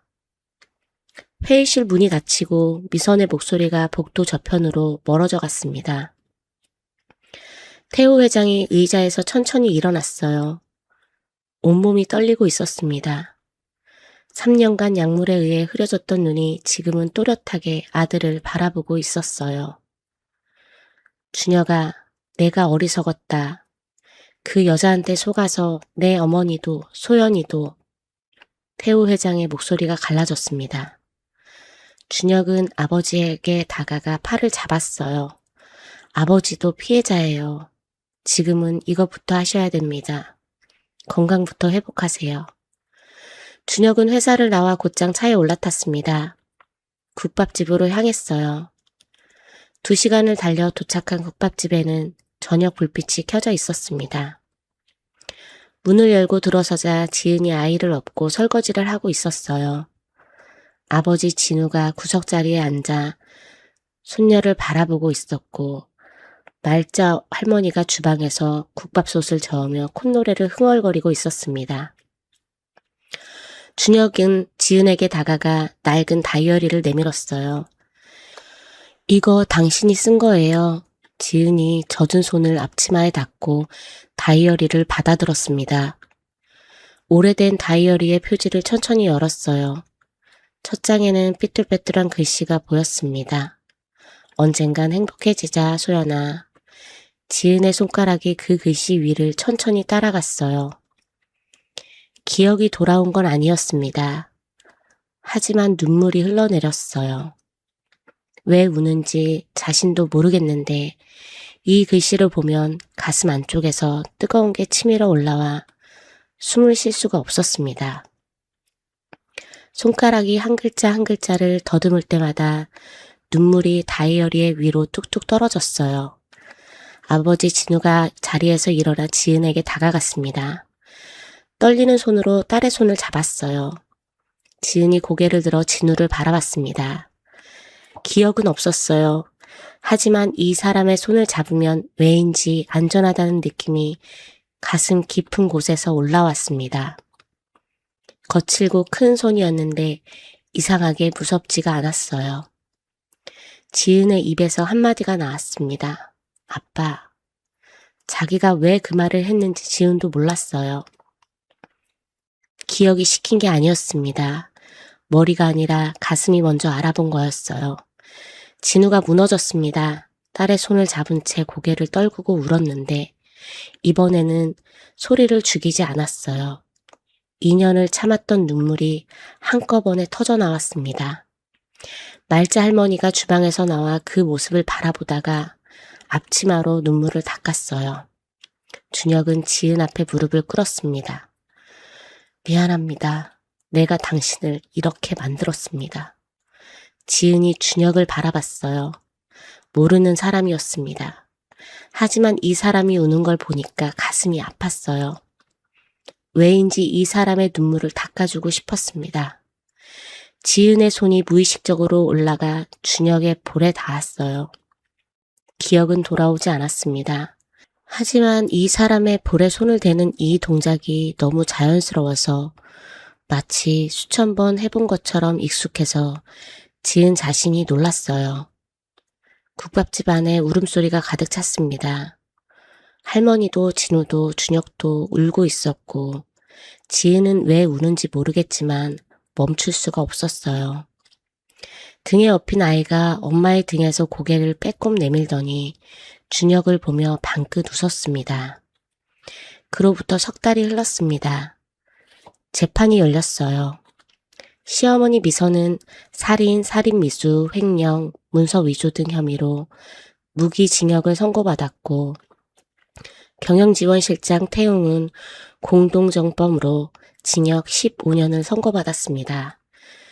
소연의 누명은 완전히 벗겨졌어요. 이유는 무효 처리됐고 아이의 호적에 아버지 이준혁이라는 이름이 올라갔습니다. 소연의 기억은 아직 돌아오지 않았어요. 의사는 시간이 걸릴 수 있다고 했고 어쩌면 평생 이대로일 수도 있다고 했습니다. 하지만 준혁은 괜찮았어요. 기억이 돌아오지 않아도 괜찮았습니다. 처음부터 다시 시작하면 되니까요. 준혁은 매일 국밥집을 찾았어요. 더 이상 서울에서 2시간을 달려올 필요는 없었습니다. 국밥집 근처에 작은 집을 마련했거든요. 아침마다 국밥집에 와서 지은이 육수 끓이는 걸 도왔어요. 처음엔 사골 고는 불 조절도 못했지만 지은이 웃으며 가르쳐줬습니다. 손님, 아니 준혁씨, 불이 너무 세요. 이렇게 약하게 해야 해요. 지은이 준혁의 손을 잡고 가스 밸브를 조절해줬어요. 준혁은 그 손을 느끼며 웃었습니다. 3년 전 소연이 커피를 내밀며 웃었던 그 수줍은 웃음이 지은의 얼굴에도 똑같이 번져 있었어요. 기억은 없어도 이 사람의 웃음은 그대로였습니다. 아버지 진우는 국밥집 옆에 작은 방을 얻어 살기 시작했어요. 아직 딸이 자기를 아버지로 기억은 못하지만 진우는 매일 국밥집에 와서 구석자리에 앉아 딸과 손자를 바라봤습니다. 지은이 국밥을 가져다 주면 진우가 웃으면서 말했어요. 고마워, 아가. 지은도 웃으며 대답했습니다. 어르신, 오늘도 오셨네요. 국밥 많이 드세요. 진우는 그 한마디가 좋았어요. 아버지라고 불리지 못해도 딸이 건네는 국밥 한 그릇이면 충분했습니다. 말자 할머니는 이제 부엌에서 한 발 물러나 쉬는 시간이 늘었어요. 지은이 국밥집을 거의 혼자 돌릴 수 있게 됐거든요. 할머니가 처마 밑 의자에 앉아 해를 째며 중얼거렸습니다. 2년 전에 국도에서 주워온 아이가 이제 나보다 국밥을 잘 끓여. 할머니가 씩 웃었어요. 어느 봄날이었습니다. 국밥집 앞 벤치에 준혁과 지은이 나란히 앉아 있었어요. 아이가 마당에서 뛰어다니며 까르르 웃고 있었고 진우가 아이를 쫓아다니며 느릿느릿 걸음을 맞추고 있었습니다. 지은이 준혁에게 말했어요. 기억은 아직 안 나요. 괜찮아. 근데 이상한 게 있어요. 지은이 준혁을 바라봤습니다. 준혁 씨 옆에 있으면 왠지 마음이 편해요. 왜 그런지 모르겠는데 아주 오래전부터 옆에 있었던 사람 같은 느낌이 들어요. 준혁은 아무 말 없이 웃었어요. 눈가가 젖어들었지만 웃고 있었습니다. 다시 알아갈 수 있어요. 천천히, 우리. 지은이 고개를 끄덕이며 웃었어요. 수줍은 웃음이었습니다. 마당에서 뛰어다니던 아이가 준혁에게 달려와 무릎에 올라 앉았습니다. 준혁이 아이를 안아 올리자 아이가 준혁의 볼에 손을 대며 까르르 웃었어요. 지은이 그 모습을 보며 다이어리를 꺼냈습니다. 새 다이어리였어요. 말자 할머니가 사준 거였습니다. 지은이 첫 장을 펼치고 볼펜을 들었어요. 오늘도 행복했다. 내일도 행복할 것 같다. 어린 시절 자기 자신에게 약속했던 문장이 2년의 어둠을 지나 다시 쓰여지고 있었습니다. 국밥집 굴뚝에서 연기가 피어올랐고 봄바람이 마당을 가로질러 불어왔어요. 나란히 앉은 두 사람 위로 따뜻한 햇살이 내려쬐고 있었습니다. 오늘의 이야기 어떠셨나요? 소연이가 기억을 잃고도 매일 밤 잠꼬대로 되뇌던 그 한마디 아니에요, 믿어주세요, 제발 이라는 절규가 아직도 가슴 한켠에 남아도시는 분들이 많으실 거라 생각합니다. 머리는 모든 걸 잊었는데 몸이 기억하고 있다는 것, 뇌가 지워버린 고통을 가슴이 끝내 놓지 못했다는 것, 그게 어쩌면 사람이 사람을 사랑하는 방식의 가장 깊은 자리가 아닐까 싶습니다. 소연이가 쫓겨나던 마지막 밤, 낡은 다이어리에 떨리는 손으로 적었던 그 문장이 떠오릅니다. 여보, 나 정말 안 했어. 그리고 우리 아기가 생겼어. 당신이 이걸 볼 일은 없겠지만 그래도 적어둘게. 나는 당신밖에 없었어. 아무도 믿어주지 않는 세상에서 유일하게 남은 다이어리에 마지막 말을 남기던 그 밤의 소연이를 떠올리면 어쩌면 우리 시청자 여러분들의 지난 세월 속에도 비슷한 순간이 있지 않으셨을까 하는 생각이 듭니다. 억울한데 말할 곳이 없었던 날, 진심을 다했는데 외면당했던 날, 온 세상이 등을 돌려도 이를 악물고 버텨야 했던 그 외롭고 길었던 밤들이 누구에게나 한 번쯤은 있었을 겁니다. 자식을 위해 새벽잠을 줄이며 거친 손으로 밥상을 차리셨던 어머니들, 가족을 먹여 살리려고 아픈 허리를 숙이고 또 숙이셨던 아버지들, 남들은 모르는 그 눈물의 무게를 오직 혼자서 감당해 오신 분들이 이 이야기를 들으시며 남몰래 눈시울을 붉히셨을 거라 생각합니다. 하지만 오늘 이 사연이 우리에게 말해주고 있습니다. 진실은 묻혀도 사라지지 않는다고, 낡은 다이어리 안에 숨겨진 SD 카드처럼 언젠가 반드시 세상 밖으로 나온다고. 그리고 진심으로 사람을 사랑했던 마음은 기억이 사라져도 몸 어딘가에 남아서 끝내 그 사람을 다시 찾아간다고 말입니다. 소연이가 기억도 없이 준혁의 볼에 손을 대던 그 순간, 아버지 진우의 거친 손을 잡고 무의식적으로 아빠라고 불렀던 그 순간이 우리에게 알려주는 것이 있습니다.